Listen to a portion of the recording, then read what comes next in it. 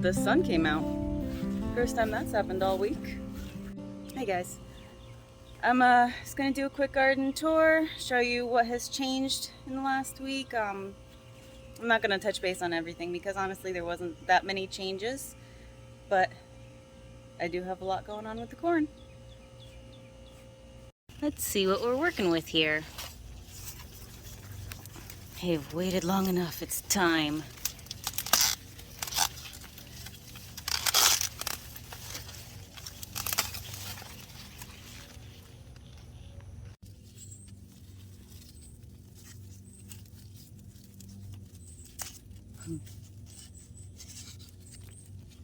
Yeah, that's pretty nice.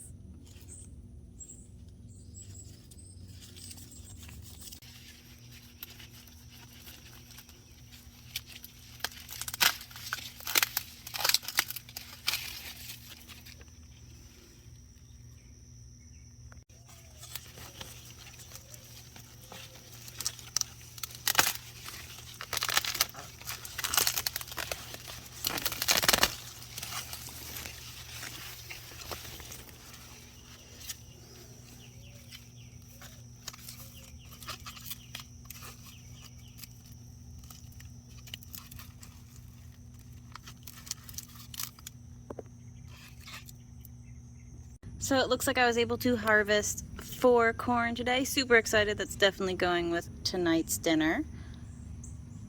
And boy, do they look beautiful. I'm so happy that I was successful at growing corn here. I still have a lot of stalks with plenty more corn on it too. So we eat like kings this week. So I actually took that video of the corn earlier this week when I started harvesting. Since then, I have harvested 15 ears of corn, and I still do have some left that aren't quite ready yet. So it's not over yet, but we're getting close. They have been so good, so sweet, so crisp.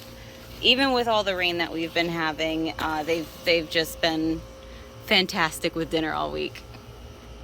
I know it may seem a little silly to some, but the fact that I successfully grew corn this year has me giddy. I feel so accomplished because last year I failed miserably, and I didn't think that I would be able to grow corn in the future, given I have a very small plot of land and not a lot of space to dedicate them. And they really do need a lot of space. The more corn you grow, the better your yield will be, the better pollination you'll have. So I'm pretty happy with how this turned out. I've had a few more ridge gourds pop up since last week. These 3 here, that's 1 week of growth. These things grow pretty quick, but then I guess they just stop getting longer and start filling out. I think there's another one hiding in here somewhere. Yeah, right there. And loofah everywhere. That one is growing kind of crazy. It's strange, like this one is soft. You can easily press into it, and you can actually feel the sponge inside. But then this one is much more firm. I'm really curious how this is gonna go. But this arch, I love it. It's so pretty. And on days when it hasn't been raining, this whole side, all these little things that are sticking up right there, they're full of these giant blooms. So I just have a beautiful archway of yellow flowers. Hello, beautiful. You're about to bloom. That'll be my very first sunflower of the year. And she be tall. She be real tall.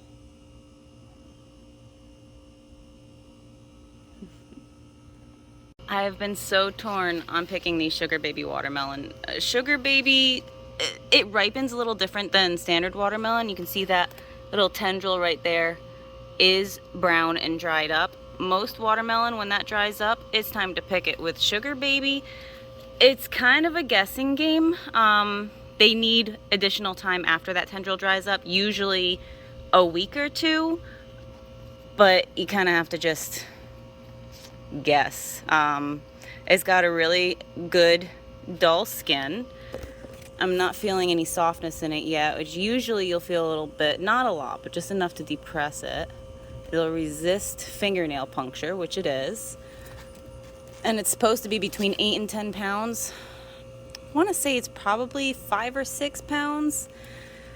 But with all the rain we've been getting, I think it may be time to pick it. At least this one. I'm going to give the others more time.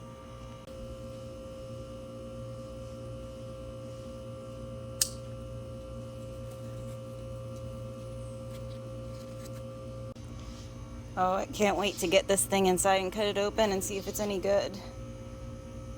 It's always weirded out about growing watermelon because you never really know until you cut it open, do you? And for some great news, I think the Japanese beetles are finally on their way. I have seen a much reduced amount of Japanese beetles. They are not bothering my plants nearly as much as they were. I actually have a plumera flower that didn't get immediately eaten. So finally, these plants can start recovering. And you can see that the leaves at the bottom are mostly unbothered. And I think that had a lot to do with me putting the dead Japanese beetles near the base of the plant. It really only gets bad at the top where I guess the stink doesn't reach. But even then, we've got lots of new growth that is largely unbothered. So this should start recovering very soon. I really do love that this is the entrance to my main garden area.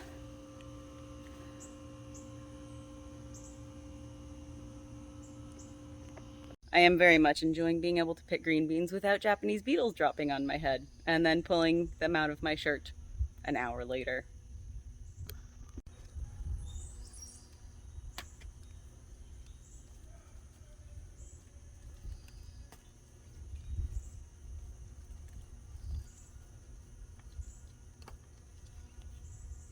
Oh, we got a little sassy pants over here. Geez, where do they keep coming from? I keep having elephant ear pop up in my garden bed. I have never composted any elephant ear. And the nearest elephant ear is on the other side of the property. Seriously. I did prune my mess of cherry tomatoes. This thing just kind of got a little out of hand, and with it being so rainy for so long, I just didn't get around to it. I didn't want to do it with it being so wet. But I didn't see any signs of disease or anything. It just needed to get a little untangled and get some more airflow. Oh, and I actually did find my very first hornworm on here. It was the tiniest hornworm I think I've ever seen in my life.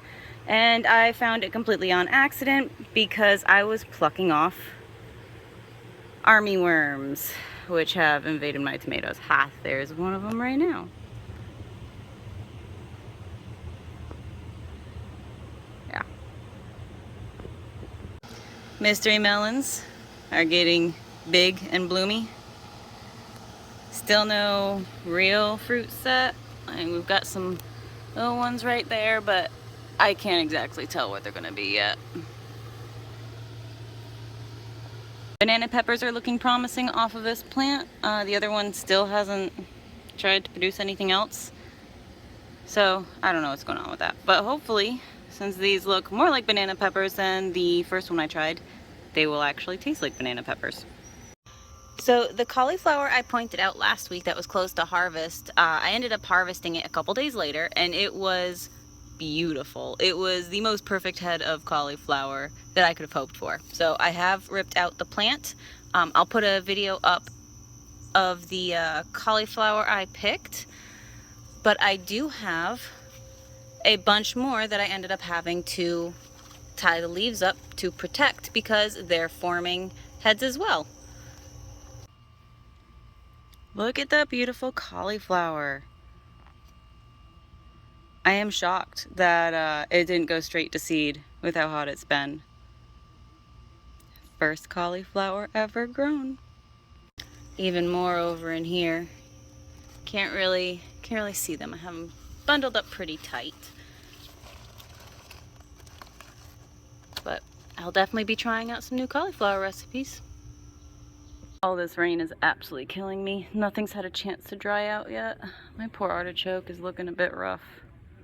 The orange tender sweet watermelon that wasn't really putting on any other melons and had the one over there with blossom end rot has set more fruit and is continuing to flower. So we might actually get something out of this after all. I did add some calcium to it since the blossom end rot is usually a sign of calcium, and I don't think inconsistent watering is an issue because it hasn't dried out in this area in a very long time. There's another little one right there.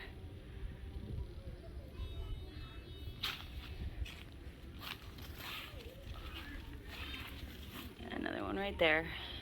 Fingers crossed these do better than the first. Last week my torch ginger was about to bloom. This week we have two absolutely stunning flowers. I love the little pop of orange that they have in between the main petals. Give you an idea of the size. Oh, they're absolutely stunning. And of course the Siam tulip, never failing to impress. Again with the little flowers inside the main flower. And that one should be the pink and white one, so maybe we'll see that before I go on vacation next week. I haven't done much of an update on the persimmon tree in a while. We are down to 4 fruits on it, which is fine. As long as I can have one, I'll be happy. But they are definitely getting a little bigger. Japanese beetles are finally starting to leave my golden raspberries alone. Thank goodness. They're pretty torn up. Poor things. But they're still producing. Need to get in there and do some picking. I'm so thankful these don't have thorns on them because I have to fully dive in to harvest. And these strawberries, I can't believe how productive they are. Last week, I harvested more strawberries that I could even possibly eat. I'm gonna have to start learning how to make preserves because this is insane. And I don't know why they're producing this well because it is technically getting to the end of their season, if not already out of their season. I'll see if I have a picture of one of the harvest days from last week. Good grief. It was comically large for one little tower. This was one day, one single day of harvest. And I've had similar hauls every day all week. Some days, twice a day. Well, I want to see what's in this watermelon, and I'm not going to leave you hanging. How do they know? They know. Squash or watermelon, these two are never far behind.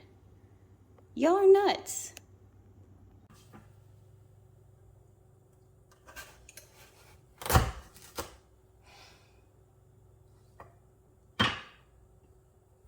Well, I don't know what to tell you. That's extremely disappointing.